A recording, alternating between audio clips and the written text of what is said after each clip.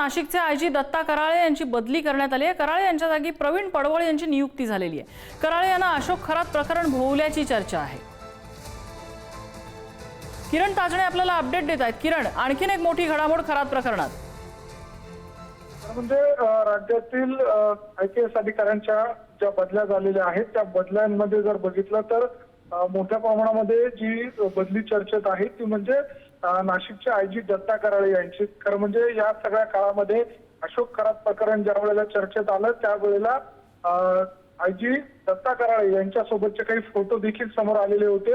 अनेक राजकीय नेत्यांनी देखील दत्ता कराळे यांची चौकशी करावी अशा स्वरूपाची मागणी देखील केलेली होती। आणि या सगळ्या दरम्यान आताच्या घडीला ज्या बदल्या पार पडलेल्या आहेत जवळपास 24 अधिकाऱ्यांच्या बदल्या झाल्या आणि त्यामध्ये दत्ता कराळे यांची देखील बदली झालेली आहे। त्यांच्या जागेवर नाशिकमध्ये आता आयजी म्हणून प्रवीण पडवळ यांची नियुक्ती करण्यात आलेली आहे। आणि या सगळ्या दरम्यान पुन्हा एकदा दत्ता कराळे हे चर्चेत आलेलं आहे। या सगळ्या पार्श्वभूमीवर दत्ता कराळे यांना अशोक खरात प्रकरण भोवल्याची चर्चा या निमित्तानं होऊ लागली आहे। किरण, धन्यवाद या माहितीबद्दल।